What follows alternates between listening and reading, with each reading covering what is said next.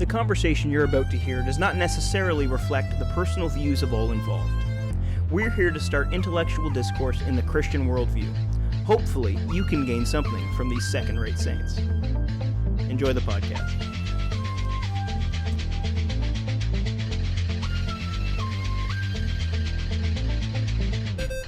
Wait, your argument against God is atheist in the gaps?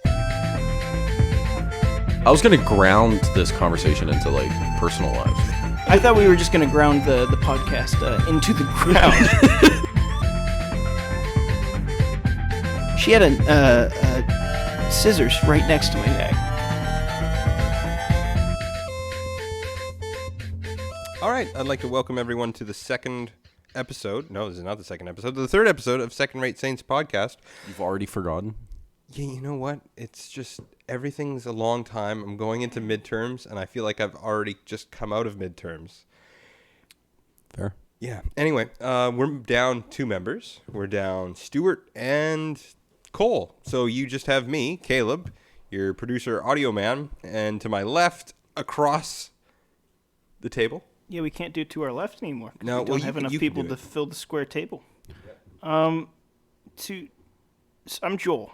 Welcome to the podcast, and I'm the resident hunting enthusiast. Cool. To my left is Josh. My name's Josh. I just took a nap, and I got woken up, so I'm ready for this podcast. Cool. How did you prep for this podcast? I did a practice podcast, then canned that practice podcast, remembered the things we talked about, and I'm now going to repeat all my lines. Cool. You know how Joel and I practiced? We all practiced. Anyway, I was getting into, we prepped for this podcast by eating 1/3 of a McCain chocolate cake. But yeah, we split it up into thirds. It was delicious, guys.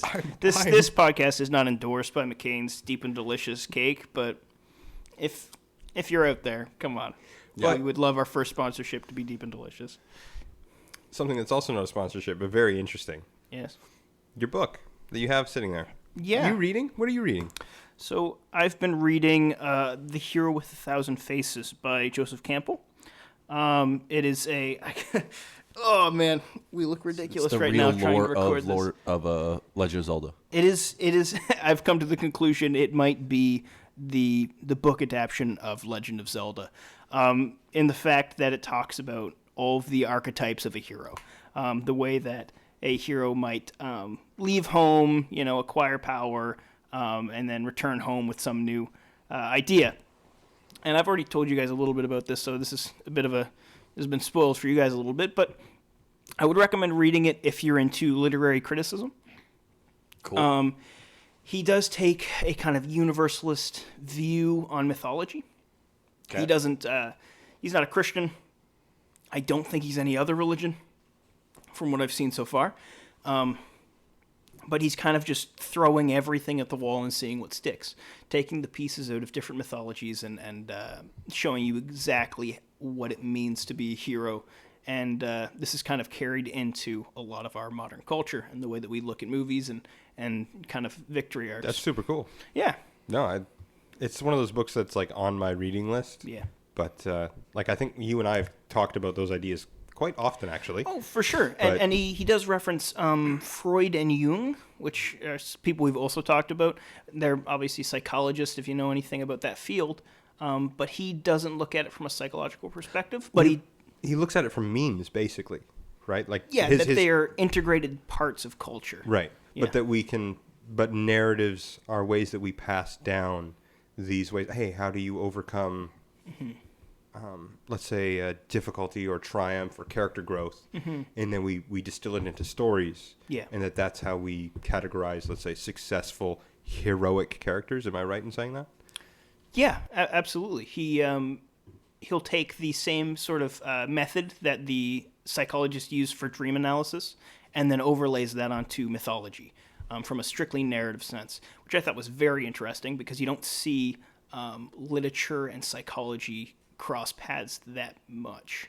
Sure. I mean, I didn't think you do, but as I'm reading this, I'm seeing the lines drawn between it. Yeah. What is the hero myth?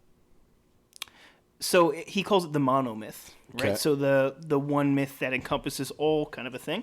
And it would probably be easier to just tell our listeners to look up the hero's journey diagram, and it'll come up with a circle that has the life cycle of a hero's myth, right? But It is just Lord of the Rings, though, right? Like, it's just yeah, Frodo's it can journey be in Lord applied of the to Rings. so many. Lord of the Rings, Moses. Moses, he does like directly reference, absolutely. Yep. The Lion King is like a huge part of that. And like I said, Legend of Zelda is an adaptation of that because it is the hero throughout time being reborn again and again to essentially you're playing the same game. Like nobody plays Legend of Zelda for the plot anymore. I don't think. Maybe they do. I don't think there ever was a plot. Hey, Unless that's the idea. Hey, no. Ocarina of Time to Twilight Princess.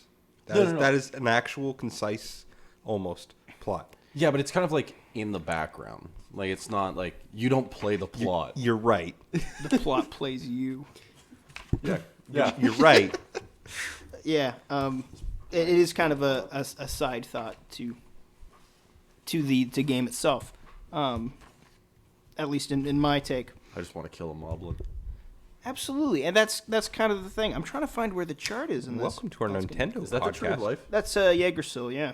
But, Yggdrasil, yeah. but the idea of the hero's journey is the character. Let's say he's now. Correct me if I'm wrong. The character is innocent, naive, or whatever kind of weakness is. He gets taken out of his peaceful place, gets thrown into an adventure, discovers adversity and challenges. They'll have some success, and they'll often fail due to a personal fault. Then they'll have to find a way to overcome that fault. And then in the end, when they beat the final challenge, adversity, or whatever, through normally by them learning to build off of them perfecting their weaknesses, or getting over their weaknesses, and learning to grow and mature, then when they return home, yes, they return home, but they return home better, stronger, more insightful, wiser. Yeah. And so it's like this whole cycle of going out into the quote-unquote chaos, if you're going to go with like archetypal stuff, learning to tame something and then come back home all the wiser, which is super cool, because that's kind of how we articulate growing up and becoming an adult too. Yeah.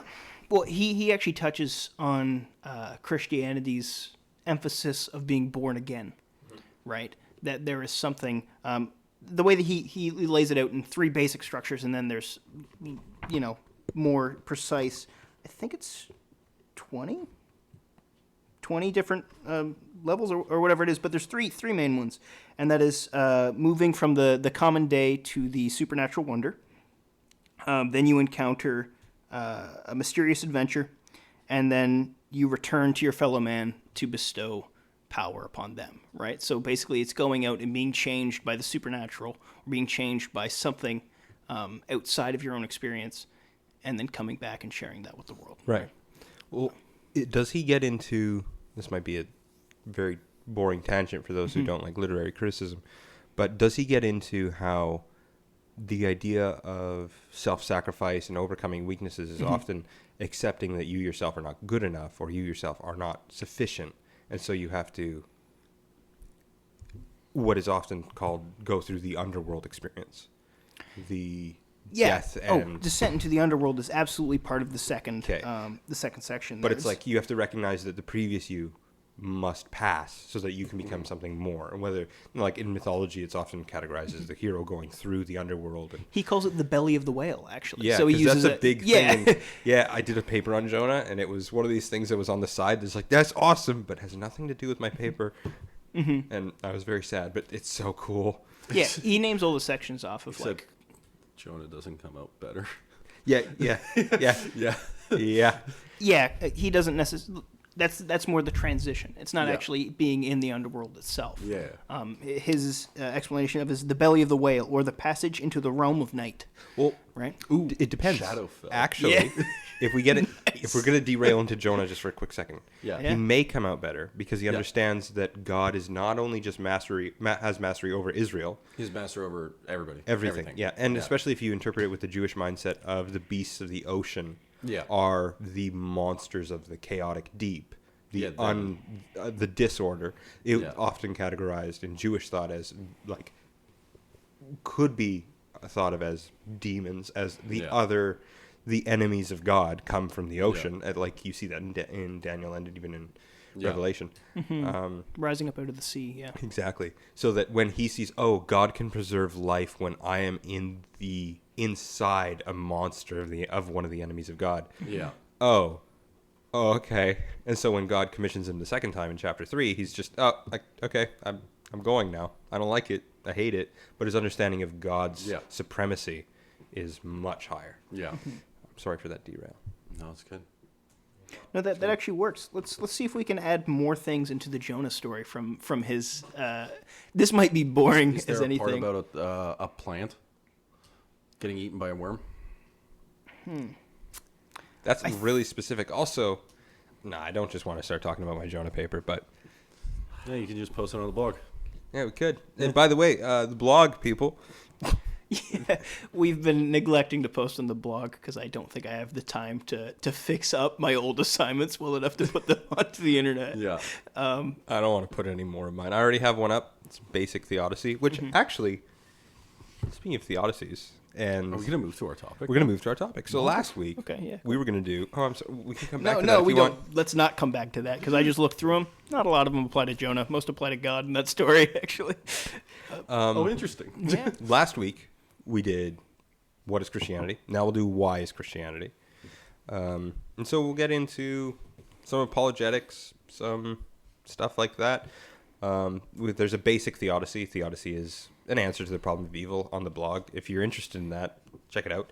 But we talked about what is Christianity in our mind or our mind's definition. What do we see that it adds? How does it fit in with the rest of the world? How does it transform the world? Why though?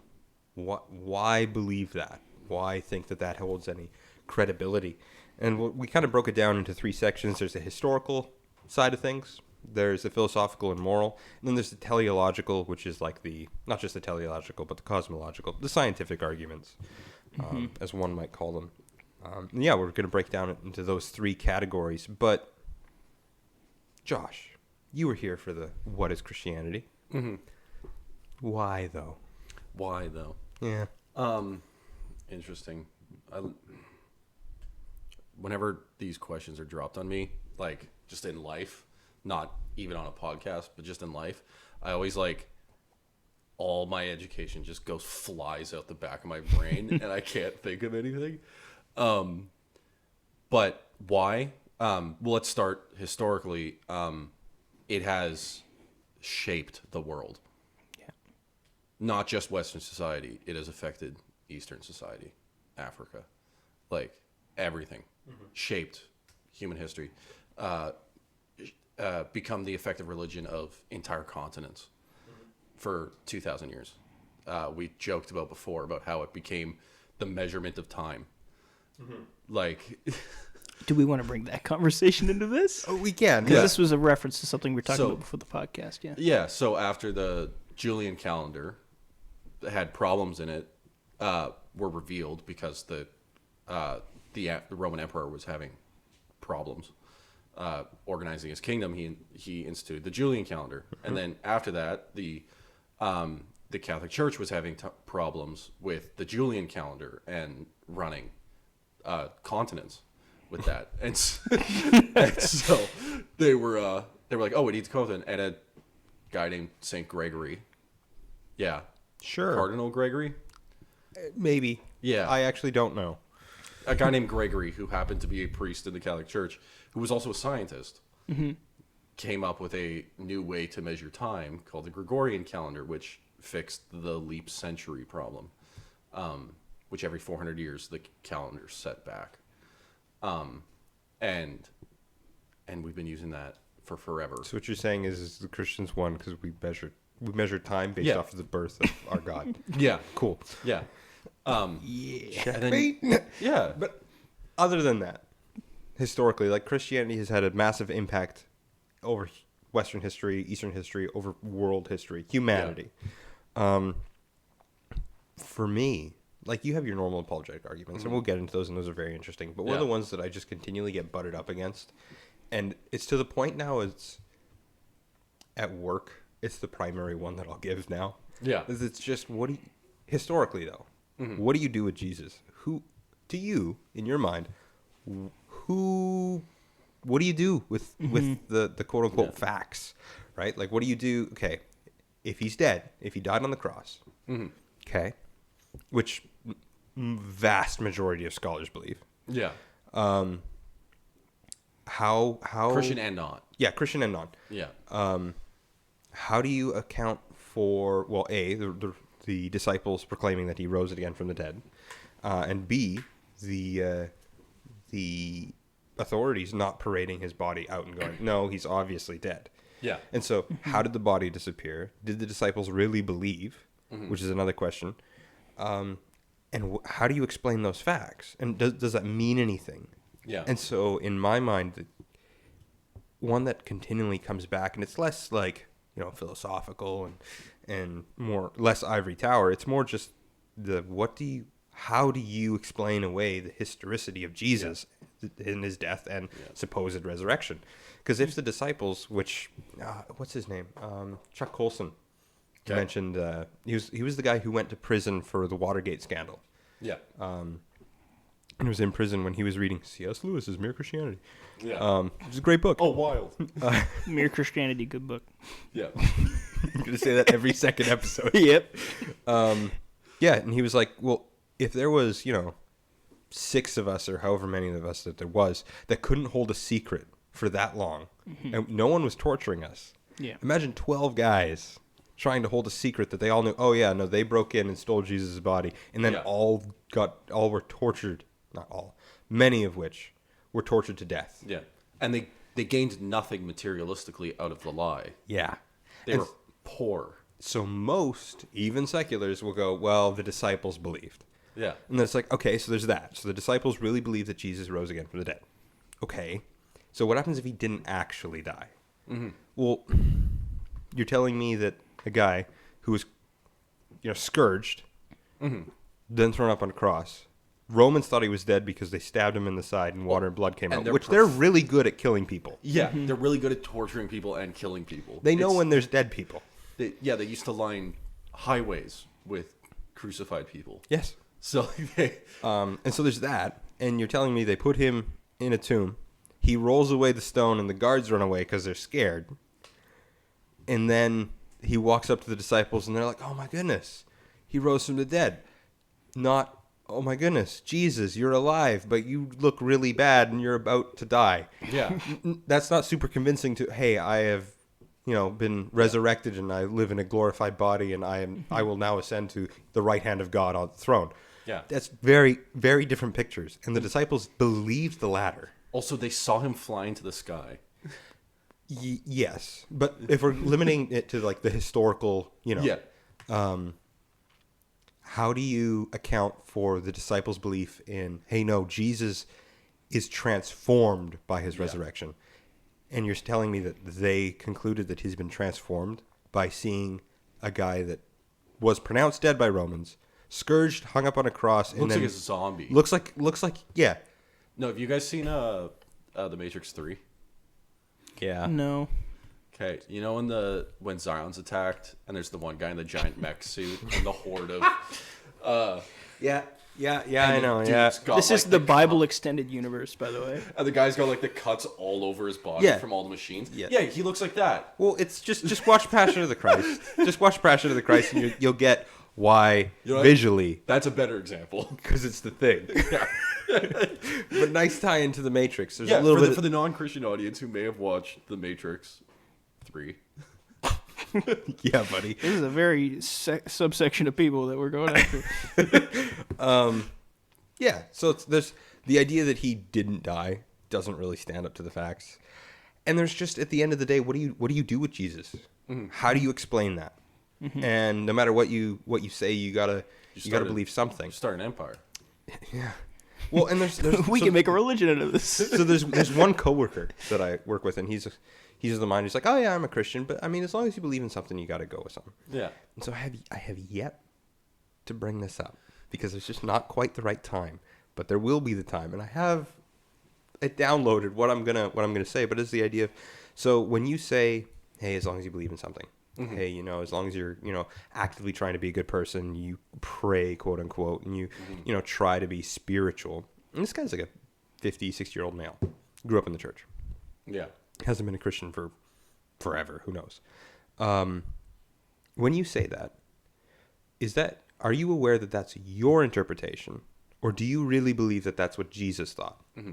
And just bring up the idea of, hey, regardless of what you actually believe, as long as you're aware, what you think disagrees with Jesus, just so you're aware of that. Because if you don't think that, then hey, there's some clarification, and let's go, hey, I am the way, the truth, and life, and no one comes to the Father except through me. And do you believe that, hey, Jesus is the way it's to also the Father? Like the idea that if you try to tell somebody that all roads lead to the top of the mountain, and saying that anybody who believes in a religion that is exclusive is bad, that idea is itself exclusive, because you're saying that all religions lead up the mountain and that every other idea is wrong. And so it's just doing the same thing. It just masked as a more inclusive idea. Yeah. Mm-hmm. So.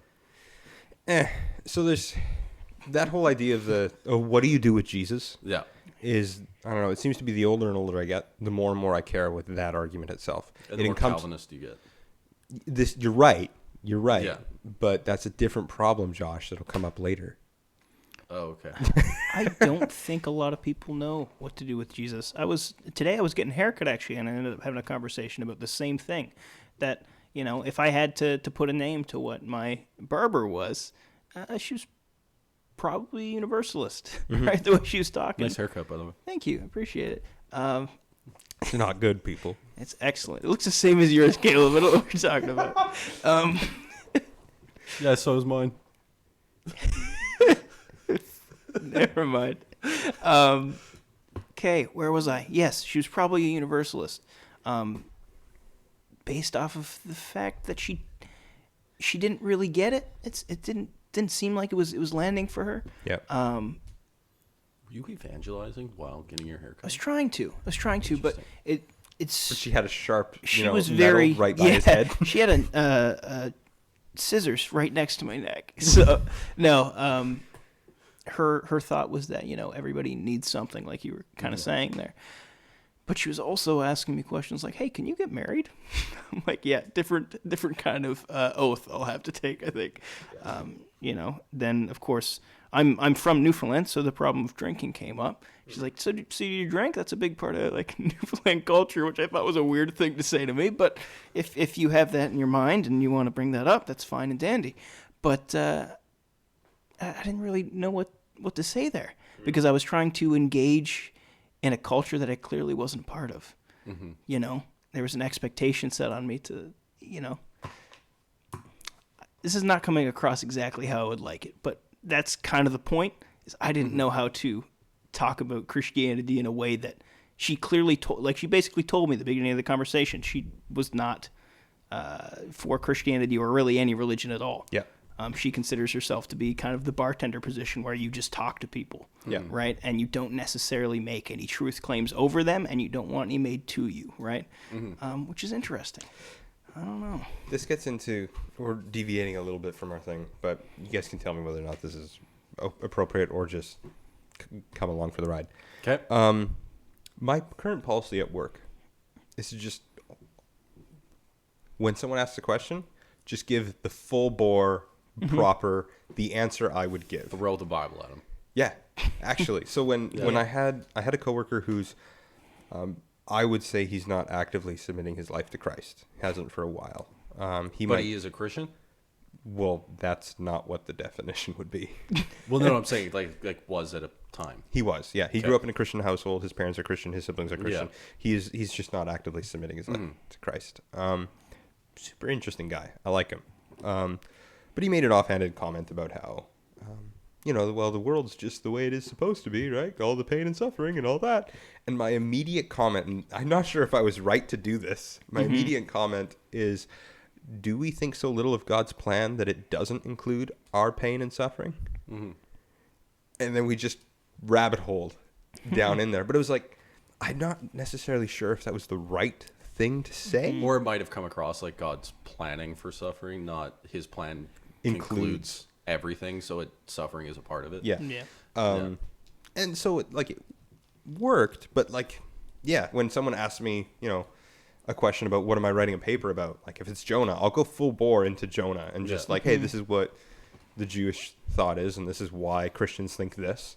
And some Christians might think this, but they're wrong because of this reason. And like, I just go the full 9 yards. Not 18.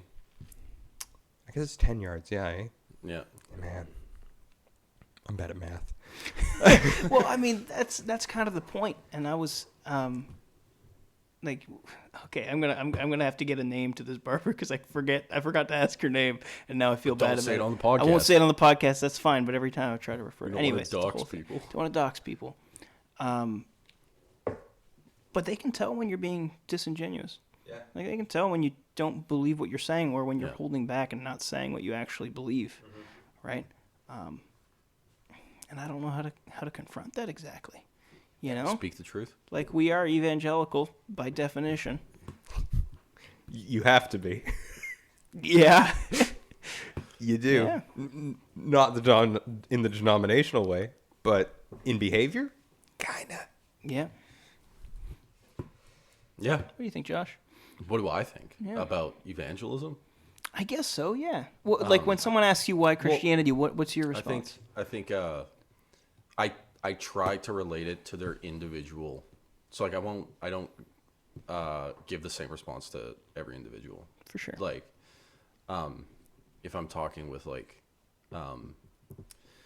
what's the example? Like that was one time I was talking with a friend who likes the Bloodborne games, so you get a lot into H.P. Lovecraft's like Cthulhu stuff. Yeah.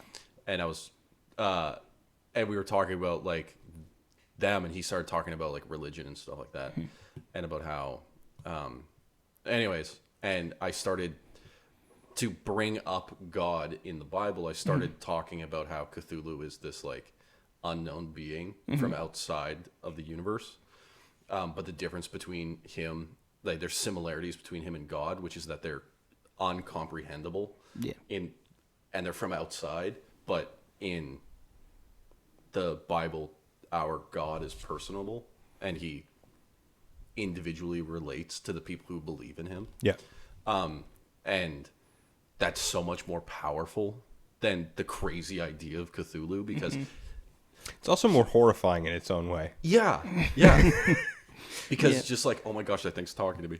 But also Cthulhu comes from the ocean and has animal features. And so he's kind of just a beast from Daniel, which makes him one of the demons that you were talking about beforehand. Yeah. That's the first time I've ever heard H.P. Lovecraft come up in evangelism, like at all. Yeah. And so it's just like I'll do that. Whatever the conversation is, I'll just be like, oh, here's a connection. Like, oh, here's like, oh, we're talking about people who like were like Shang-Chi, the father's like this super mass conqueror, murder, horrible human being, and then becomes like this nice dad, and it's just like doing Dance Revolution and stuff like that with his kids. And then we were talking about, and then I brought up Paul, who was hunting down Christians and killing people. It was crazy, and the church was afraid of him, and then he became like the head of evangelism. Yeah. And it was like, everybody's like, oh, Paul's great, and he's writing all the literature, and he's like, yeah.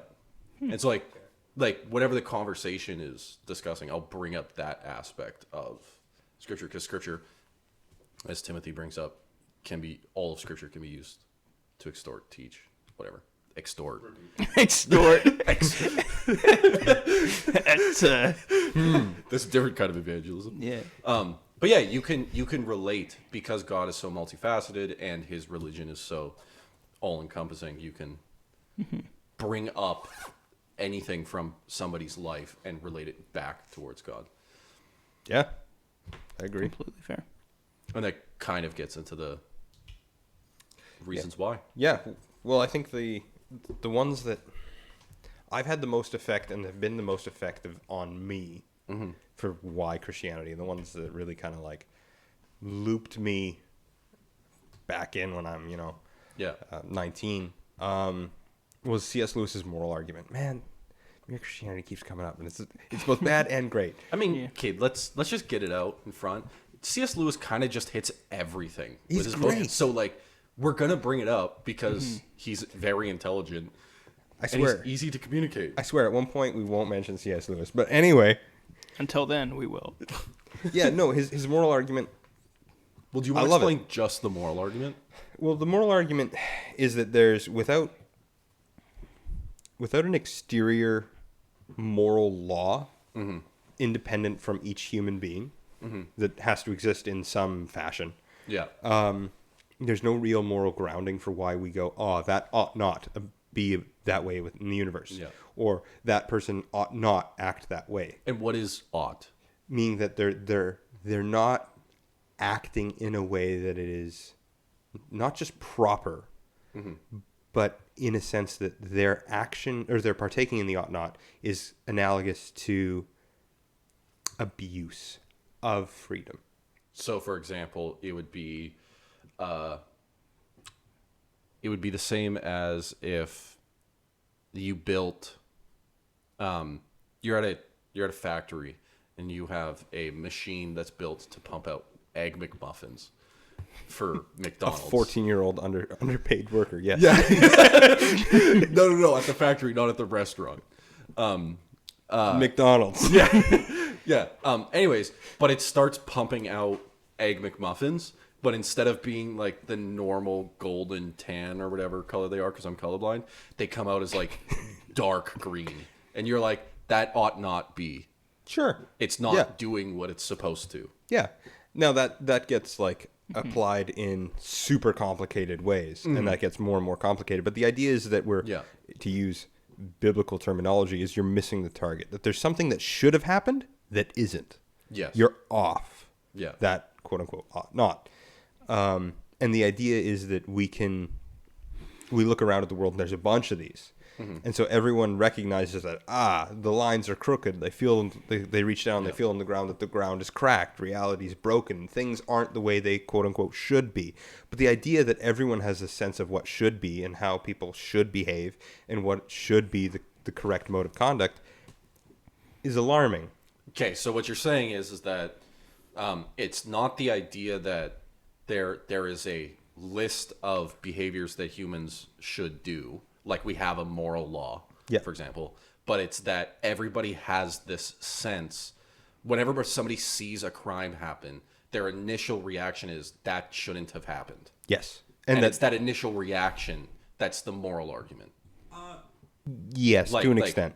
The fact that everybody on Earth, minus a few exceptions because they might have some disabilities or whatever, the fact that everybody has this, though it might not be aligned the same, is the idea that there is a proper way to exist. Yes. Well, and you see that C.S. Lewis calls this the natural law. And that there's this, people have argued that, well, there's different moral ethics. You can kind of go that way. But there's this, so let's use a couple examples. Some people would say, well, there's some cultures you can have multiple wives. Yeah. Or some cultures, you don't have to be generous to anyone outside of your family. Or some cultures, cannibalism is honored. Sure. Cannibalism might be an interesting exception. But just because there are colorblind people in the world doesn't mean that that means the world doesn't have color. Yeah, that the world doesn't have color, or that is a standard. Well, yeah, there's a couple groups. There's one, Papua New Guinea, the original native people there, they would eat the dead after a battle because they believed that you would gain the skill from the warriors you defeated. Nice. Yeah. That's wild. And there's one in South America. But the idea is that there's this, if we're going to use more word pictures, that there's a straight line that everyone is aware of. And it is because this, in the background of every human, there's this knowledge of the straight line, that when we see crooked lines, we know they're crooked. Yeah. Because if that doesn't exist, well, then it's just, I don't prefer that behavior. It doesn't mean that behavior is quote unquote bad, evil, or wrong. It just means that's not preferable. Yeah. I don't enjoy that. Yeah. That's not And conducive to different how people I would have want. different preferences. Yeah. Yeah. And so C.S. Lewis goes, well, whatever that is, whatever is the originator of that Yeah. must be something. Like, Yeah. that's not just a materialistic conclusion. How is that not concluded from like evolutionary sociology kind of a thing? Like how Colton and I go all over on this, and he would be the other end of this. I'll give my explanation, and then Colton's not here, so he can't give his. I'll try my best Okay. to agree with Colton and fight for his side. You see a lot of ethical decisions are not just hyper complex, but they're detrimental to the individual. If in the evolutionary model you have groups that have quote unquote evolved to have a social system that values and puts forward detrimental values, they will die in comparison to the ones who don't. And so it's really odd that in the let's say in the Christian sense, but not just in the Christian sense, but just as we understand morals as itself, is it's always good to tell the truth. Period. Even if it costs you everything. Yeah. Or it's always good to do the right thing. Even if, like, let's use an example of, okay, there's someone on one side of the room that has a gun. They're going to shoot the other person on the other side of the room. Yeah. You should jump in front. You should try to say, this is a better... even if Yeah. you're not going to stop. Even if it's not going to actually stop the injustice. But you have a moral, quote unquote. It's hard to articulate it. It's not an obligation and it's not a responsibility. It's the idea is that if you were to not take the bullet for somebody, everybody around you would go, that man's not courageous. Sure. Well, the thing with the bullet thing is may not have a moral obligation because it's understandable not to. Well, that's what I'm saying. Is that there's no obligation, no it's responsibility. not an obligation. But the idea is it would be better if you did. Yeah. It would be better if you went in and tried to save the child in the burning building. Even if you knew you couldn't.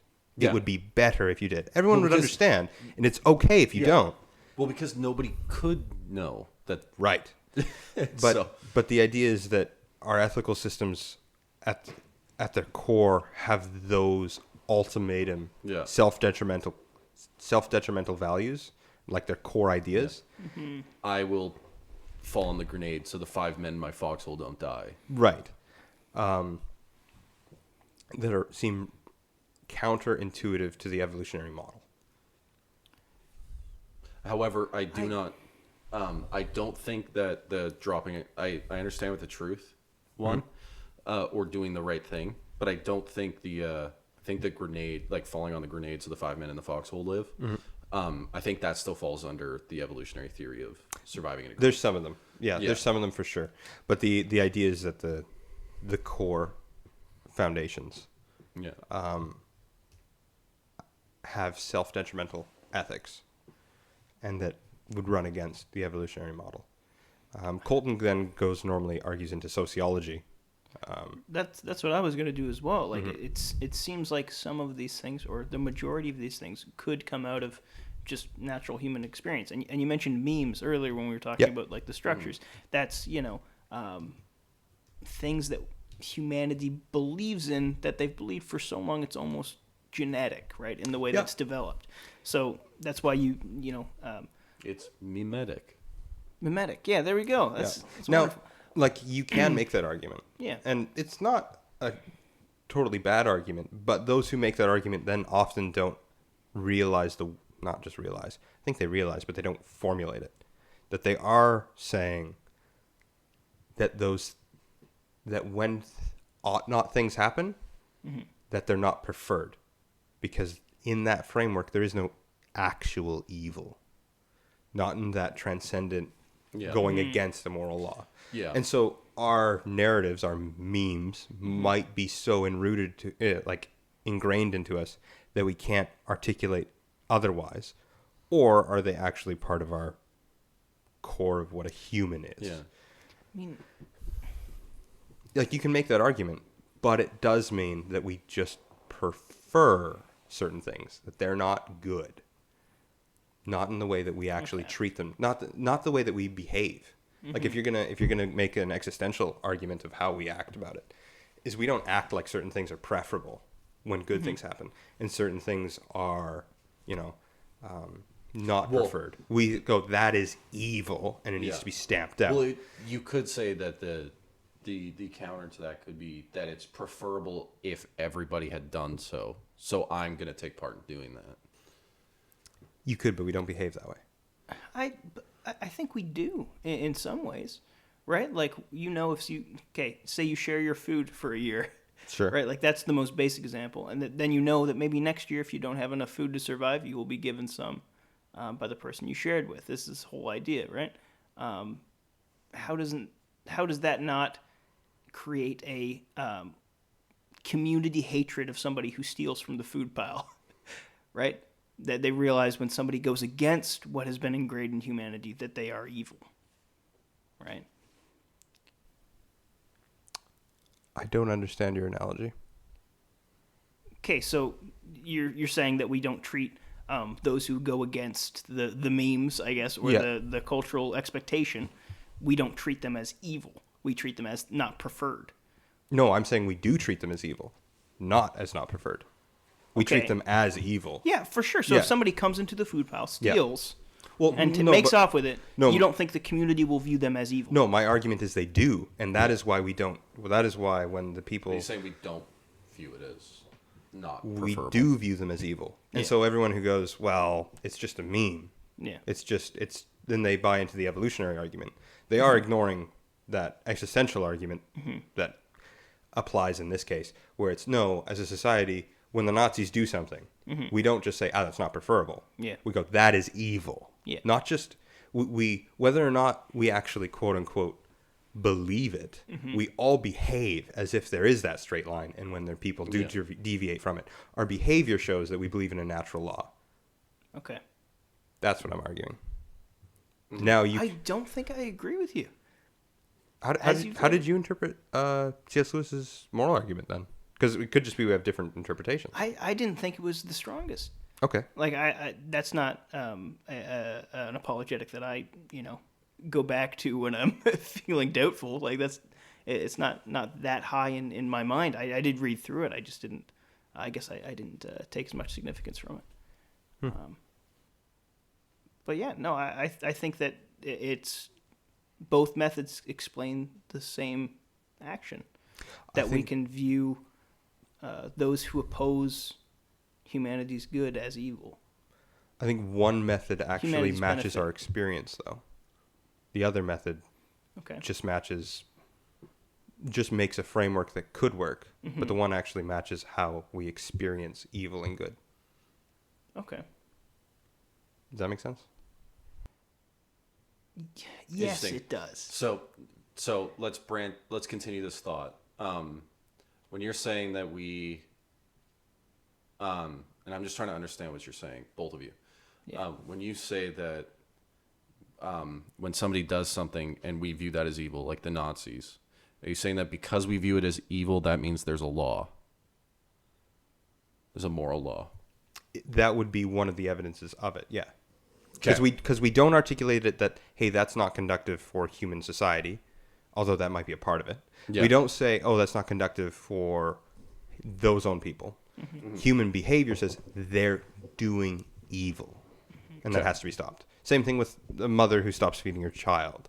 Or we don't go, hey, that's not healthy. We'll go, hey, that's evil, and it's not healthy. Hey, that's evil, and you're treating your own people bad. Hey, that's evil, don't do evil. That's how we behave. Unless you're a, what is it called? Behavioralist? No. Yeah.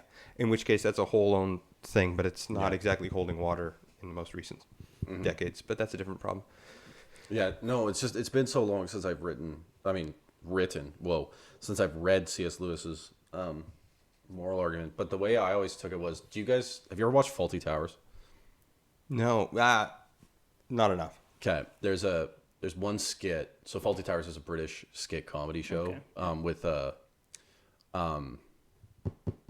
atheist guy. Which one? The British atheist guy that was in V for Vendetta. He played Sherlock Holmes' brother in the Sherlock Holmes movies.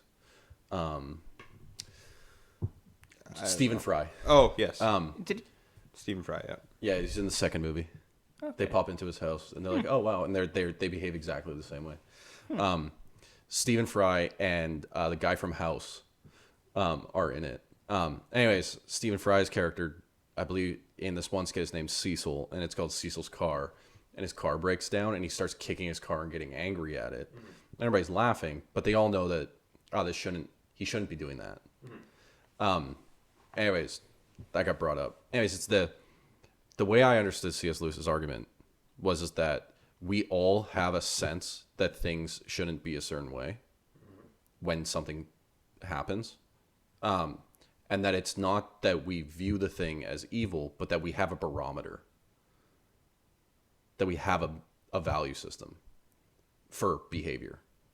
That though each individual group might have a different moral code, Okay. so to speak, the fact that we have moral codes. Well, those Itself. differences would be ethics. The Whatever. distillation would be morals. Sure. Okay, sorry. Yeah. But like, as far as I'm aware, the terminology is so. The morals are something that is intrinsically right and wrong, exterior to time and culture. Ethics are those morals applied. So, give an example. Actually, how many wives should you have? Okay. So the moral is you can't just have any woman Okay. or any husband, right, or any man. Okay. But different cultures will interpret, 3, 2, 1, whatever. Okay. Yeah. Or let's a different one, a less controversial one maybe, would be, hey, you should be generous. Well, does that apply to your immediate family, to your extended family, to your nation, or to the world? Yeah. To any neighbor? The tribe. There's Yeah. always, and you can argue that it's always in-out group. It always reduces to an in-out group. Yeah. But the idea, Yeah. the moral is you ought not be selfish. Yeah. Now, does that ethically apply in the culture to But there would just be your people immediate that family? would disagree on the you ought not be selfish. Right. Such as Nietzsche. Yeah. Yeah. And Ayn Rand, Yeah. who built a philosophy out of selfishness. Yeah. But anyways, his when I read C.S. Lewis's argument, what I got from it was the fact that we just immediately think about any issue, this ought not be the case. Like cowardice is always wrong. No, not that. Okay. Just when we see something happen and we immediately go, wrong. Okay. That the fact that we have that value system, whether or not, whatever way it's organized, means that there should be something there because we have the effects of something. Same thing with his desire argument. Okay. The fact that we have a desire for something and we only have desires for things that we can have. Yeah, well, he does pair it up with the idea that we have human beings have a desire they're hungry, so there's Yeah. food. Human beings have a sexual appetite, so there's sex. Yeah. Human beings have a social appetite, so there's other Yeah. human beings. Yeah. And that all of our desires have something except for what you could call a transcendental desire, although this Yeah. isn't the transcendental argument, Yeah.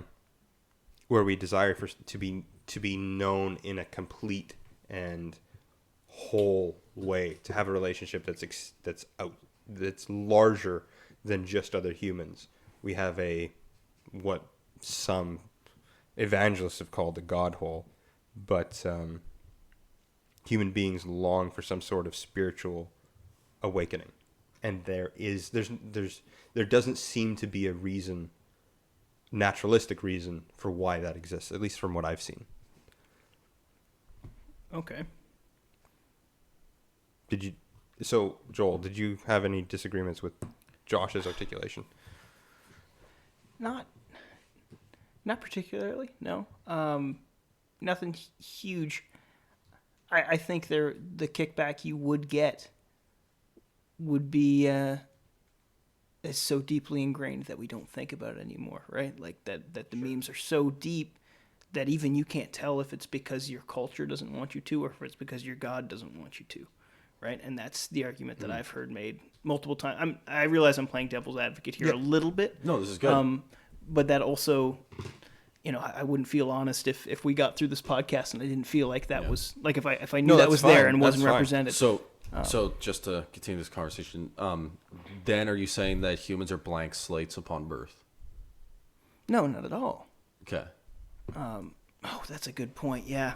Shoot. Well, the issue is the implications of if you believe the latter, the alternative, right? Because people will then say, well, I guess we're reverting back now, and we might just be going in circles. So move on if that's what we're doing.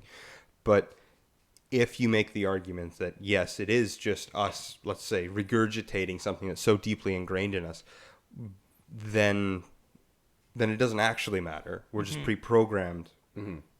Be it culturally or whatever, that hey, that is evil, not just preferred. Like as if humans had gone down the preferred track so much, preferred not preferred track, that they got so deep into the human consciousness that now they're good and evil. Sure. Well, good and evil is just the word we use for preferred. Yeah, but they're so deeply ingrained that they've transcended what they originally thought. Yeah. You can make that argument. It's just. And can that happen in the, we'll say, conservatively, 30,000 years of culture that humanity's had? Yeah. Or is this a co-notion where both ideas are happening at the same time? It's definitely some of both. Yeah. To some degree, because there are things enforced by culture that don't seem to have a basis in human experience. And note, we're not talking about how revolutionary Christian ethics are and how fast they took over human culture in 2,000 years when there wasn't a whole lot of examples of them beforehand. Yeah. Because that's wild. And at some point, when I'm educated and actually know something, maybe I'll look at that. But that's going to take not just philosophical outlook, but a massive sociological outlook. And how do Christian ethics just explode and take over the world culture? Well, you would need to find evidence. Actually, this calls back to what mythology is in culture, which is the distillation of the meme or the myth or the belief that is so abstract that, like we're doing now, we have to reduce them to stories so that they can actually be communicated. Well, I think, does all of Christian ethics just boil down to self-sacrificial love? Okay, You saying that as a sarcastic comment? No. It feels sarcastic. Because, it does. Yeah, but I'm going to have to write something down on that and then come back. Because I had a thought, but never mind. We'll revisit that in Christianity. Yes, but does every Christian virtue and every... never mind. Anyone else want to make comments about the moral stuff? I think this is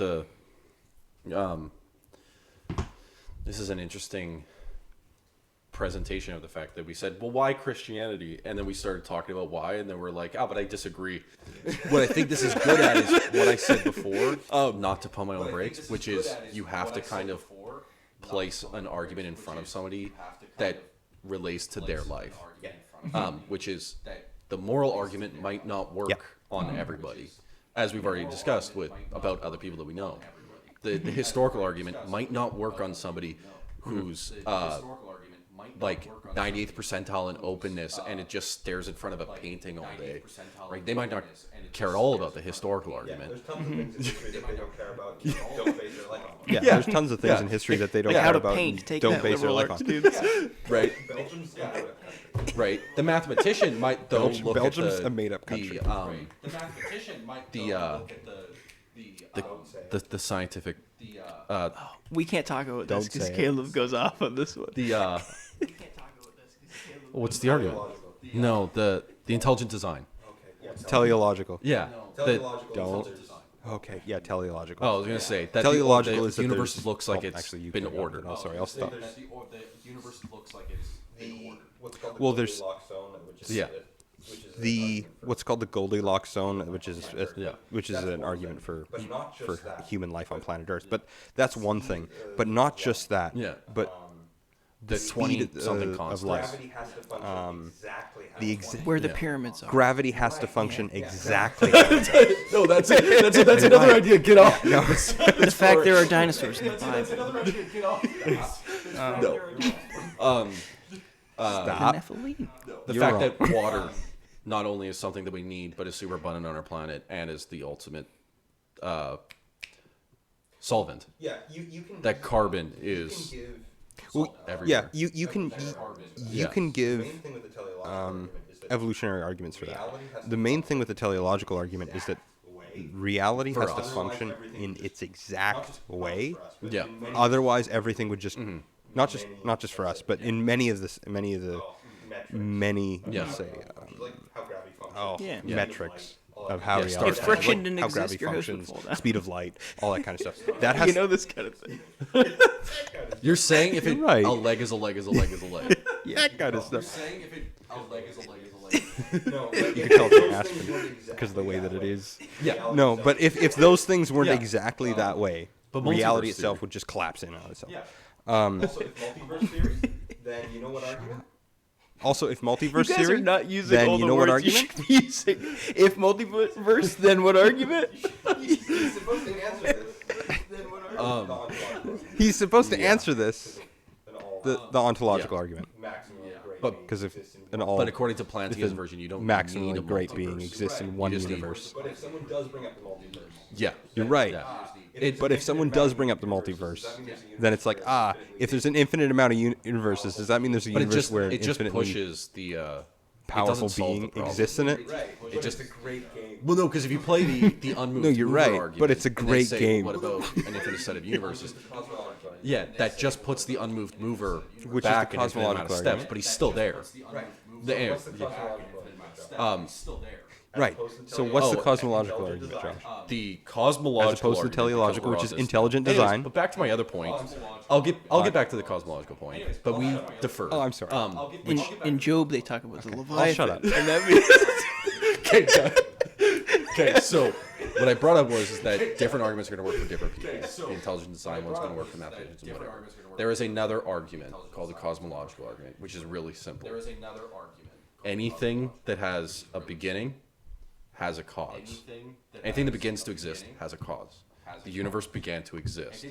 Therefore, it had a cause. The Kalam cosmological argument is its own couple few steps. Yeah. The Kalam cosmological argument is its own couple few steps, and then what's his name? William Lane Craig has his own version. Plantinga even has his own version, and they all modify that, but that base It's a really form is easy that. argument. The real difficult thing is Yeah, the real difficult thing is with the theory of relativity, time is linked to matter, and if we know that matter came into being at some point, which we know, then time is linked to that. So how does things start outside of time? Because the being doesn't. outside of time. Yeah. Yeah. Oh, Yeah. we solved It's it. outside of time. We got it. Because the Thanks. God of the Bible said, "I'm not. I'm eternal." You say that? Yeah. in that tone. Yeah. I think You he was say more that in confident that tone. than that, Josh. He said it in that tone. I'm eternal. Please worship me. I don't think. Well, Stop. Stop. Yeah. So, do we want to try to, like we did with the moral argument? Do we want to try to take apart the cosmological argument? Like we did with the moral There was argument. a time and a place where I actually had a critique of the moral argument. There was a time and a place where I actually had a critique of the moral argument, but it was only in class Yeah. when there was a weird premise, Okay. and then the So prof fixed it cosmological when I was argument. happy. Do you got a So devil's no. advocate for this one? Not to bring up the enemy. I mean, I don't want to play the devil's advocate in everything, and I think the cosmological argument's, one of the easiest ones to lay out. Well, what if the universe didn't have a cause? Well, I mean,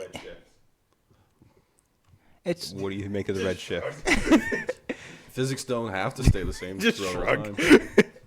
Physics don't have. But as far as we know, they do.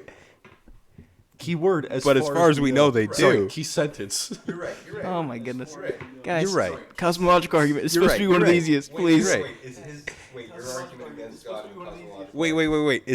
Wait. Your argument against God in the cosmological argument is atheist in the gaps.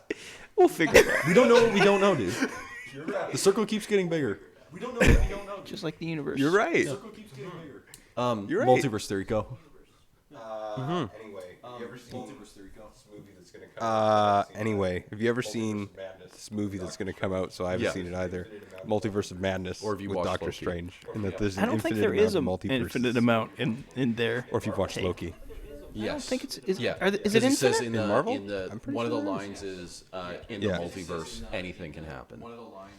Implying that there's an infinite amount of variations that can occur. They say that about Marvel universe, there's Vegas. actual Jesus with Does that mean that in the Marvel universe that there's Yeah, he actual calls him one Jesus above with all. actual God that is fully actualized Yeah, that is. God? It is weird that they have a Right. trinity. In Well, that's the living tribunal, who's the speaker for the one above all. which they already died, and they're like, yeah, it's a robot, and they died. That was part of Loki. Anyways, weird thing. Cosmological argument. It's not that hard. You know, things started. They have okay purpose. show. Some people don't like it. Yeah, I I mean, say things people don't like all the time. Sir Arthur Penrose is like. I say down things for people it. don't He's like yeah, all the time. cosmological argument makes sense. I just don't yeah. believe that there's a God there. He Yeah. just doesn't know what it is. But Yeah. here's the thing: Relatively fair. most scientists agree the universe Which is started. Yeah. So here's the thing. Let's do cosmological argument, but let's try to propose a different cause. What kind of characteristics does that cause have to have? It has to. I don't know. If it's It has exterior to. time, we don't exactly know if it's. If a it's choice exterior to time, that thing, we don't exactly know if it's a whatever the choice cause is, for that thing, to actualize quote unquote, reality, whatever the cause or is, whether it's the byproduct to of actualize reality, or whether it's the reality. byproduct of a One thing law, I've heard, like, what's his name, Frank Turk. which Okay. is one thing that I've heard. Are you like, saying what's his name, like Frank a Turk, super physical Christian law apologist? that would He demand argues that the universe be created? Yeah, he argues Yeah. that Yeah, because it's quote unquote began. yeah. He argues that Yeah. because it quote unquote began to exist just out of spontaneity, that it must have been a choice of a free will. I don't see that connection. It could technically be a, let's say, metaphysical law that The argument that would demands be is it that to create that a thing physical bound reality. by that metaphysical law. Where did the metaphysical law come from? I agree with Well, Frank that's Turk. that's I the don't know. loop that it becomes. But no, but that's what I'm saying. Is I that, agree like, with if you- Frank if you Turk, I just don't replace like it, his logic. That idea with the metaphysical law, then the metaphysical law still has to obey the. Where did that come from? And Well, I suppose. if the metaphysical laws, if there is nothing, then there must be something. That doesn't work. because No, because it it means- couldn't have a We time talking based. about? No, it's great. It eventually has to create something. No, you're You're right. putting because it's metaphysical law because there it's that exterior can't time. I exist. get it. I get it. Unless this thing wasn't bound. I get it. When he goes, I just find his argument weak when he goes. Well, it doesn't, Okay, yeah. God. It doesn't have to be a personal god. Because the I cosmological agree with argument his doesn't argue for a conclusion. personal god, just argues for a deist god, at least.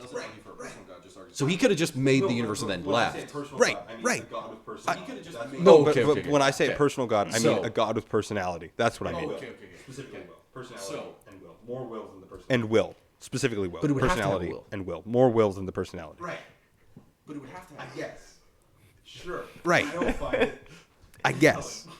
No, but Sure. what's the I don't alternative? find it compelling. I guess that's the alternative argument where I'm like, okay. I guess this is the part of this Maybe it was a argument where I'm literal like, 7 days. okay. And I don't know what Job was seeing, but like it had to be something big. Job in 7 days? No, wait, what? I'm trying to drop back to the dinosaur thing, please. Oh, okay. So No, we won't. I'm sorry. Cosmological. question: was the whirlwind that he saw, otherwise a tornado, was that the pillar of smoke that let the Israelites out? Was God appearing the same way to multiple people? No. No. Maybe. I mean, there wasn't one I'm just person saying who saw no both because of I those, don't know. But there's one person who wrote them both down, so maybe he thought.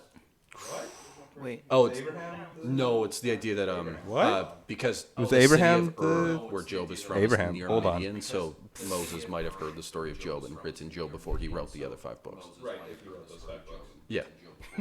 Okay. Right, They if were he most wrote those certainly 5 books. edited to some degree. Yeah, for sure, because the Old Testament mostly has that stuff. Well, where's Colton? He always disagrees with me on this. Anyways, documentary There theory is- seems pretty. There are It pretty fills a lot decent of the arguments gaps. on both sides. Well, documentation. It's Okay, I was listening to something today, and this is a secular. Wait, did you just cut him off and then you cut off his cutoff? I did. Leave me alone. nice. Stay off of my story. I'm talking about Job now. So He's gonna work. Great Levite. He's gonna talk about dinosaurs. I was listening to something today that was talking about Job being written down in like as late as the 5th to 7th century. No, 7th to 5th century BC. Okay. Which is crazy. So it's like way after Moses. But Before. they expect that what? Oh, century. Yeah. I thought you meant millennium. No. It was like 5 to 7,000. No. It's like we can't read cuneiform that well. Here's the issue. We can read cuneiform at like a 2nd grade level. Like we don't know very much about it. That's how I'm getting through college. No, I listened to that's how I'm getting through cuneiform college. expert reading There's no such thing. trade manuscripts between cities that was going from Uruk Yeah, to Damascus. that's so cool. Uruk was the city built by the gods, by the way. Yeah. Possibly where Atlantis came from. Anyways, Yeah. So, anyways, but it's she was also making the point that Damascus was the oldest city with the same name in history. okay. It's had the same name and is pronounced the same in multiple languages. Yeah. Constantinople, always in my heart. Like wrong Constantinople, millennium, always buddy. in my Anyways, but heart. it's like this. She's reading this like tablet, and she's like, it's a manifest from the like the job description from this one business owner who's like, hey, Uala and Ulab, his son, you're gonna go to Damascus. You're gonna have to either cross through a bunch of these cities where you're gonna have to pay tariffs, or like taxes to enter and then leave and stay and stuff like that, or you could go to this side road which has highway robbers, and you can go down that way. But if you go through the cities, make sure to hide the luggage in your pants so that they don't see that you're trading. Then you don't have to pay as many tariffs. And it's dated literally like 5,000 BC. Wow. It's like they're still dealing with taxes crossing borders. So good. The issue with the Job dating is it doesn't reflect the earlier and earlier. By that I mean the closer and closer we get to Christ. Date. It doesn't reflect the beliefs of a Torah believing or law believing Jewish mindset. Yeah, it reflects older the thought poem "The Righteous Jewish Sufferer," community. which is a Sumerian work. Yeah, so they expect that the story existed for long And the before. Egyptian story, a man and his god. Yeah. Yes. Even if it was But later on, if it was edited later on, you would expect at least to see evidence of the religious thought But of don't that we time. see that with the but we addition of don't. Elihu, And that's the youngest weird. one, the fourth friend?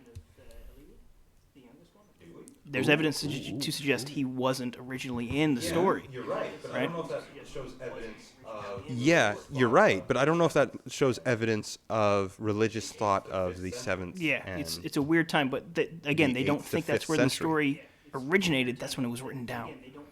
Like, Right. I'm So it could have been oral tradition before then, or maybe we just like, have the I- earliest I'm- copy. Because again, this was a secular historian that I was listening to, and a lot of times they take the latest date possible. Which, Well, it's also the well, now I'm gonna have to think about it. latest would be older, earliest would be. earliest, I guess, yeah. I guess latest would be earliest. older, earliest would be newer. Because I'm thinking from the beginning of time. You're thinking from Because I've noticed that Christ. Yeah, I guess so. Sorry. from Christ. Well, that's normally what have this that's done normally already. how things are. Yeah, The beginning of time. Yeah, but then you. because Christ was the beginning of time, according to John at least. Why did you put that in there? also. Why didn't you say it like you were angry? Because I'm always. Just that's my secret cap. We're 14. Because I'm always. I don't know. Do I know a fun fact? Hey, let's just not deal with the last. So have we settled if the Leviathan is a dinosaur? How is this why? I've settled it. I don't know if you. How is this why Because it Christianity? explains where the dinosaurs went. super doesn't. Well, God killed him. It super doesn't. Who can tame Leviathan? God. With a meteor.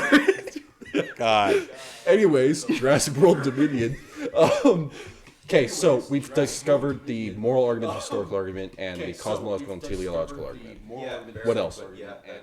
What else? We said the words. Yeah, barely, but yeah. Yeah. That was the plan. There's some other arguments. Let's cover my personal barely favorite, the covered ontological. anything effectively. There are. Yeah. Am I going to say it, or do you want to talk? No, but okay. It's your Darn favorite. it. So, Anselm. Yeah. I was getting him confused with Occam for some reason. Yes. And I was like, which one is it? Anselm's razor. It's It's the best Occam's shaving razor. razor. So Anselm had an argument called the ontological argument. I don't remember his specific wording, but it had to do with if you can conceive of God. That's the idea. That which nothing greater can be conceived. Yeah. Want me to look it Yeah. up? So look up Anselm's version of the It's going to argument. be exactly look what it I up? said. Yeah, but his has like 14 steps. I'm sorry, be very Basically, combative. Okay there, well, it's bud. also the physical manifestation of an idea is greater than the idea itself. And yes. Well, no, because there's Plantinga's version, which is want me to read much more easier to digest. Okay. Because there's Plantinga's version, which is Yeah, but okay. Anselm has two versions. We'll read his first one in chapter 2. We'll ignore the one in chapter 3 of this book. It is a conceptual truth, or so to speak, truth by definition, that God is a being that than which no greater can be imagined. It is the greatest possible being that can be imagined. God exists as an idea in the mind. A being that exists as an idea in the mind and in reality is, other things being equal, greater than a being that exists only in the mind. Thus, if God exists only as an idea in the mind, then we can imagine something that is greater than this God. That is the greatest possible being that does not exist, or that does exist. We cannot imagine something that is greater than God, for it is a contradiction to suppose that we can imagine a being that is greater than the greatest possible being that can be imagined. In our mind that is Therefore, the greatest that exists in real life. Right. Yeah. Here's the thing. Everyone hates that. right. Convinced Anthony Flew. Here's the thing. Yeah. Well, Everyone it's hates one of that. those ideas where Convince like Anthony you'll Flew. just be like Anthony Flew, biking on your way to work, and then you've been an avid atheist your whole life, and then you'll just skirt. Oh no. It'll just click. It's not a great argument because it's not like actively, powerfully convincing in all times. PhD philosophers. It only works for And PhD philosophers who People live who in are the world so of high logic. they can't think straight. That's what I said. Awesome. That's what I said. But let's read Plantinga's version because that one is like we would go like my initial thought, my counter argument to that would be well, I can just because I can think of something doesn't mean it exists. I think I actually has a phenomenal video on it, but he Yes. also has Plantinga actually has Yeah. a phenomenal video on it, but he Yeah. also has two versions. We'll read the shorter. It is Okay? possible that a Premise maximally one. great being exists. Premise two. It is possible that a maximally great being exists. Premise 2, if it is possible that a maximally great being exists, then a maximally great being Yes. exists in some possible world. If a maximally great being If a maximally premise 3, if a maximally great being exists in some possible world, then it And one of exists those in traits every is possible world because it's maximally omnipresence. great. premise four. If Omniscient, if a yeah. maximally great Um, being exists premise in 4, every possible world, If then it if a exists in maximally the great actual being exists in every possible world, then it exists in the actual world. world. Premise 5, if a maximally great being exists in the actual world, then a maximally great being exists. Conclusion, Yeah. So if it's possible that if therefore a maximally great being it exists. Yeah. So if it's Yeah. possible that Yeah. You really don't like this argument, eh? No, I love this argument. Yeah. This is the problem. Yeah. No, I love this Well, argument. because immediately It's the the problem. only way to disprove Is I this love to it and go, I look at it it's and not I'm like, possible. You have to eliminate every possible world. It's not possible. Like that's the only way you can disprove the argument. I'm gonna clip Like you say you have to eliminate every possible world. I'm gonna clip that you say we have to eliminate every possible world. It'll just be like Above your Thanos' slogan. jaw. One alien wanted to eliminate half the life in a universe. Another wanted to eliminate all possible worlds. Oh man. Every possible. Not just the actual, every possible. Yeah. Here's the thing: as I like this argument, Or little or intelligent. I'm not intelligent enough to fully Well, understand he gives it, a list or for little what, or intelligent what are the enough to traits of a defend it. maximally great being. Well, he gives a list for what are the traits of a maximally great being. In his video, not here. I believe it's Yeah, he does. In his video, omnipotent, not here. I omnipresence. believe it's omnipotent, omnipresence. I don't think he says omniscience. I don't think so either. It's all powerful, all present. I don't think so and- either. Because if you're all present, It's you're all all powerful. All And if you're all powerful, you're all knowing. Because if you're all present, you're all knowing. They kind of do feed into no, each you're other, not, but actually. it's interesting. they kind of do Joel's things making each other, a funny face. Not intentionally. I'm trying Joel's to think about making it. funny It's a face. very difficult one to break down And, the and, premise. and the counter argument would be what? It's a very difficult one. That's a but stupid and the argument. counter argument. Well, no, because like that people will give an example. That's a of, stupid like, argument. Actually great people. Well, no. Yeah. It's like that people will give an example. A maximally great pizza. Or maximally great turtle. Yeah.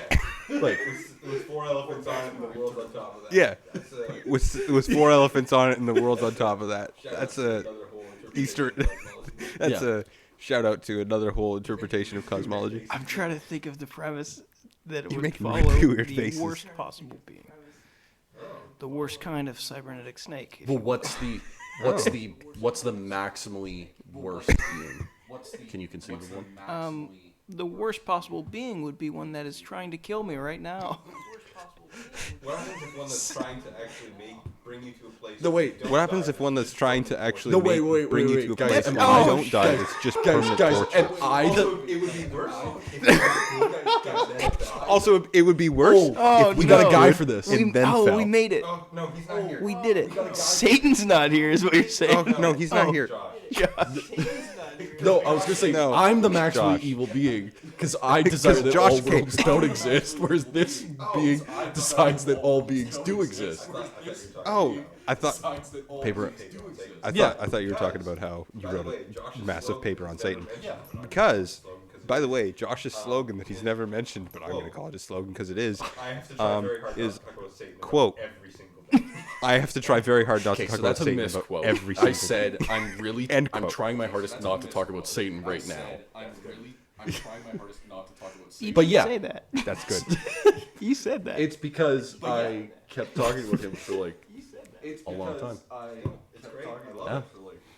And you brought him up in Still, an it's great. I love ontological it. argument flipped on its head. I don't feel like it's flipped on its head because if we're talking about the maximally anything, Yeah. right? Then the only thing that would make someone who is Yeah. evil worse would be, you know, To be maximally evil. yeah. Does that apply though to any attribute? Or are we even sure that Satan is Does that apply, though, maximally to any evil in attribute? definition? Because he's not all powerful in the same way God is. I also don't think that. But Guys, this gets into our discussion about evil and So is one of the arguments for why Christianity is Satan? no, it's. I don't think we don't he's- like Satan. No, I don't think Satan is synonymous with evil. I think he's a sinful being that is evil. But like evil is the ultimate. The the equality first of the victim two, of it. the thought that God and Satan are in some kind of eternal They're not death equal. match, No. that's a Zoroastrian thing that slipped in that we didn't even realize, right? Is that there is good and evil constantly intertwined. Yeah. The It's like, the fight would be between order and chaos, but God is in control of chaos as well. is it more like Satan is the avatar of evil than him being I think he's the king? But that would No, be I- personifying evil to some degree. No, I think what the better argument. Sorry, because I'm This podcast wildly sucks, outside by my the way. This sucks. yeah. We're not talking about our topic, but I really want to continue. Well, no, because why Christianity, right? Because you can have cool conversations with your bros on a podcast. There's evil in the world, and so why is Christianity important? Is because it tackles evil in a real way. The maximally great being sacrifices himself so the maximally evil being doesn't win. Right. Okay. There. Because it's a cool story. Okay, how about this? Hell is the maximum distance from the ultimate good. Yeah. So hell would actually be the ultimate evil. I don't think so because it was created by God. Only in proximity to God himself. But it's created by God and he's also there. It depends. We don't know. He's omnipresent. So I'm not Well, saying here's the he's thing. creating the evil. Oh, are you he's talking? creating Are the you fact. talking actual hell, or are you talking the lake of fire? So you were talking about how you didn't want to like overcomplicate it and get further away from the topic, and now you want to talk about the difference between the lake of fire and hell. You know what? No. But here's the thing. Either way, he's omnipresent. How are we gonna get out of this, He's Sheol? he's there to an extent, at least minimally. But he's present. Let's not get into this. We'll talk. We'll have a whole podcast dedicated on hell. By the way, at He some has to point. be for the place to exist. You know what? I'm starting You're to right. think this podcast is hell. Hey, no, it's not. It's actually the Catholics were right about purgatory. It just doesn't happen after death. It happens right here, right now. And on Spotify and YouTube. Okay, so let's summarize what we've talked about so far. Do you want to do that? No. Okay, Joel. So we talked about the monomyth to begin to try and tie everything together, and then we've ended up basically talking about mythology all over the place, but not mythology in the fact that it is false, but that is a way to explain larger ideas through an analogous context. And when mythology gets into the real, it starts to become theology. For sure, there's a line between mythology and theology, but where that is really up to the interpretation of the person, because you can tell them a myth and they can derive theology from it, but you can't always be told theology and derive a myth from it. So it's super all over the place. The lines between the last 5 letters of that word. Yeah. Ology. Okay, so and then we talked about the different arguments for the existence of God, The why Christianity. the why of Christianity, the moral argument, the ontological argument, and the cosmological argument. Oh, also teleological argument. Yeah, I don't really know how to try and wrap this all up. historical. We also what do you do with Jesus? Oh yeah, for Yeah. sure. I mean, that's a big deal. Of course, I find just because of the historicity of it, sometimes the first 11 chapters of Genesis are more difficult for me to reconcile in history than the life of Jesus. Just Okay. because there are things like the calendar that hinge off of his existence. It seems like we got Jesus pretty solid in history. Josephus is talking Do about we him. want to get into mysticism? We did talk about I was going to mysticism. ground this conversation into personal lives. Okay, you do that. We'll have a different episode on mysticism. I thought we were just going to ground the podcast into the ground. Okay, so we've talked about why Christianity on the big scale, the historical arguments, the scientific arguments, the moral arguments, the stuff like that, the logical arguments. Why do you, Caleb, believe in Christianity? Why Christianity for you? Because I think I've experienced both personally and through other people and living out in this world. So within myself, within others, and in the context of reality, I've experienced Christ's movement. Okay. And I think I've seen both the conviction and the love of God through the Spirit active in myself, in his believers, his body, and in the world as a whole. Also, the narrative of Christianity matches, it seems to be, the trajectory and patterns within reality. Okay. There you go. Okay. Joel, why Christianity for you? I think I said it in my first year of Bible college, but it was my thought then. I don't know if it's as much my thought now, but I said, what is the point of faith if we make up all the rules? Kind of a thing. So it is, to some degree, parameters in which to philosophically play. You know, it is something to ground truth in. And ultimately that's in the figure of Christ himself as the physical and the spiritual meeting, right? which, of course, you know the reference there. I do. Yeah, I would say that's it. I'm sure part of it, part of what I believe that I haven't come up against yet is going to be cultural, right? Okay. That I was born into a Christian household. But from what I found, the more I dig into Scripture, the more I dig into church tradition, those things seem to be evident in reality. So Okay. that's where I am. Okay.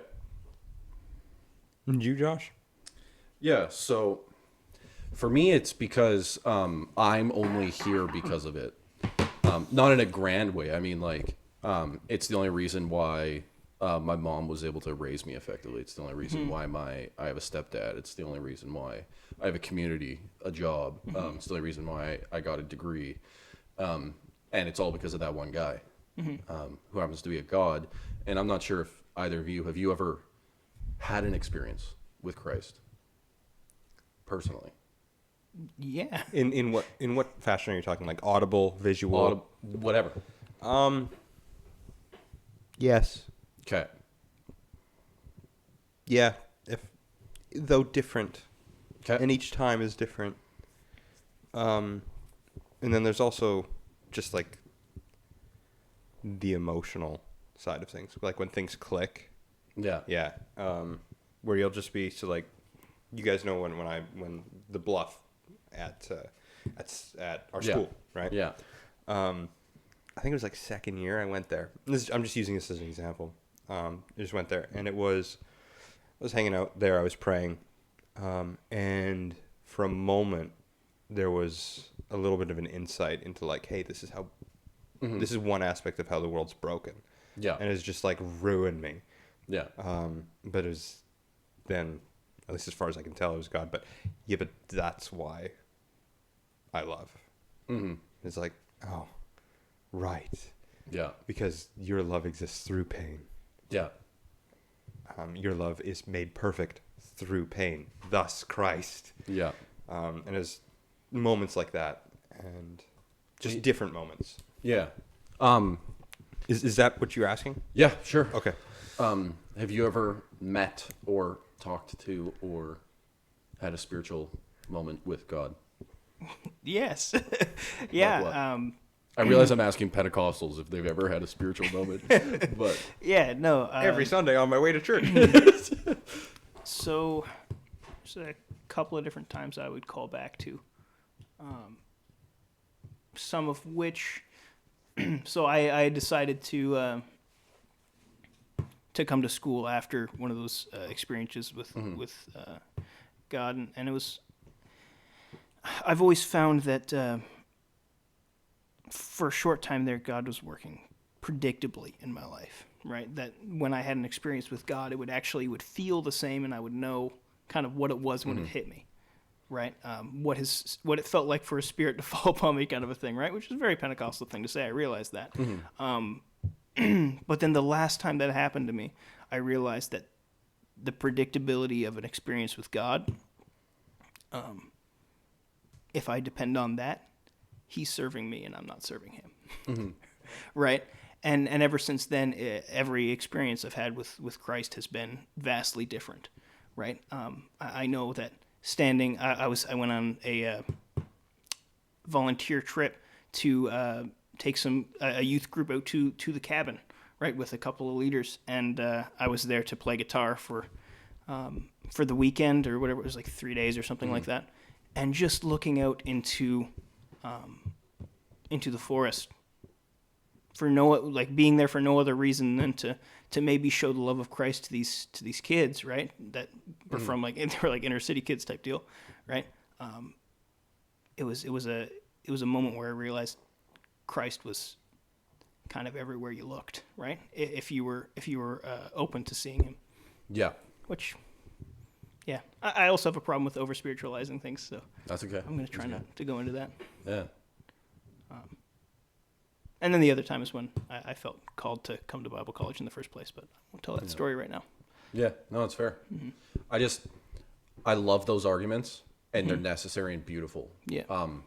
But I really love the personal reasons why, and I feel like That's awesome. The experiencing the love of God, personally, is not as intellectually convincing, but it is so much more powerful and so much more convincing, and for absolutely no reason why. It's like the love of a mother, where you're like, oh, she loves me, and then somebody's like, why? How do you know? Well, and it's just like, oh, I just know. What actually motivated me to come to Summit was so I was house sitting. I was running young adults and youth at this place, and my plan was to climb the ladder at my job. That was the plan. That was why I got hired there. But I was house sitting. This friend of mine came and visited, and he was like, fence Christian, off and on. He was not doing well. He was on the trajectory of off. And we were hanging out, talking about the Bible and whatnot. And then nothing really spiritual happened, quote unquote. But when it clicked, when the grace of God, when he understood the free grace of God and what that meant and the hope that offered, and it clicked in his head, and just to kind of like see that spark, that change in the eyes, was like, and it's holy moly, I want to be there every time when that happens. And it's I don't care about work. Different than when you're like struggling on a math problem and you're like, you figured out, you're like, oh, it's so much greater than that. Yeah, it's like that plus everything that's better, and it's just because to it's see all that. of a sudden ignore astrology. It's like your entire life aligns. Yeah. Every moment in your life suddenly makes sense. Yeah, and there's hope. Yeah, And there's it's suddenly you feel rooted in reality in a way that you've never felt it. Right? Yeah. Emotions are strong. And I think this leads us to our final segment. Yeah. Whatever floats your quote. Whatever floats your quote, where we bring in a quote that it really doesn't have rhyme or reason. It's not like where the lost get profound, where it's like a non-Christian says something that's Christian, or really true. It's what's our other segment? Where the lost get profound. No. Augustine or Olstein, where we bring up quotes that are interesting. This one's just a quote that I like. This is the opening chapter of a book called The Hating Game. Never read the book, just saw the chapter, and it's the quote, and it's great. And it talks about emotions. The book opens. It's only 2 paragraphs. I have a theory. Hating someone feels disturbingly similar to being in love with them. I've had a lot of time to compare love and hate, and these are my observations. Love and hate are visceral. Your stomach twists at the thought of the person. The heart in your chest beats heavy and bright, nearly visible through your flesh and clothes. Your appetite and sleep are shredded. Every interaction spikes your blood with a dangerous kind of adrenaline, and you're on the brink of fight or flight. Your body is barely under your control. You're consumed, and it scares you. Both love and hate are a mirror version of the same game, and you have to win. Okay. Yeah. That was good. What would you say the book was called? The Hating Game. I'm not going to recommend the book. Yeah, fair enough. I just saw that and I was like, oh, I like that. I liked the mirror effect, juxtaposition. The juxtaposition of them, but they both cause the same thing. And it's not that and I think in culture we have this like, because of the emphasis on love, we've come to hate the idea of hating at all, but hate has its specific place and for specific reasons. Okay. And so just like we dislike anger, but there are moments where anger is good. Yeah. And just seeing the reflection of itself is just dope. Yeah. No, I like it. Yeah. I'd have to think about it more. Yeah. But I do like the juxtaposition. I do. If you define love as wanting the best for the object of love, for the benefit of the object. Yeah. It would be interesting if the definition of hate then would be wanting the worst. Yeah. For the object. Yeah. For the worst of the object. Yeah. I'd have to ruminate on that. But yeah, that's your quote. Yeah, I just saw that and I was just like, wow, I want to share that with somebody. All right. Well, I guess that's it. Thanks for suffering with us through this podcast. You going to get off your phone there, Joel? I was trying to find another quote, but it doesn't matter now. Thanks, Caleb. I had to. It I had reminded to. me of another thing. The I'm opportunity sorry. presented itself, and I had to. I did not seize the opportunity. Actually, since we're on the conversation of why Yeah. Are we? Still? Christianity, We've been like No, bouncing we've been around talking it. about it. Yeah. If there are any listeners on this podcast yet, put the reasons why you believe in Christianity in the comments and or on our podcast, on our website. Yes, Yeah. Is there a feedback section on our website? there will be. Absolutely. Thanks, guys. Now I'm This gonna is build how- another website page. Well, we have that man. like email thing. You're right. No, yes, there is a Email feedback us. thing. Yeah. Yeah, let us I'm know. not dumb. You're not. I never said you were. You're good. You're doing good. I just didn't like the way you implied. Okay. I'm gonna have to make Man, another site on the I think website. I think the other two might be the reasonable of us because this podcast has been so unhinged. Thanks for coming out and listening. Share it with your friends. Subscribe. Whatever. Love each other. Yes. We love you. Not as much as God, though. We're No. Love the Lord your God and love your neighbor Just as stop yourself. the episode already.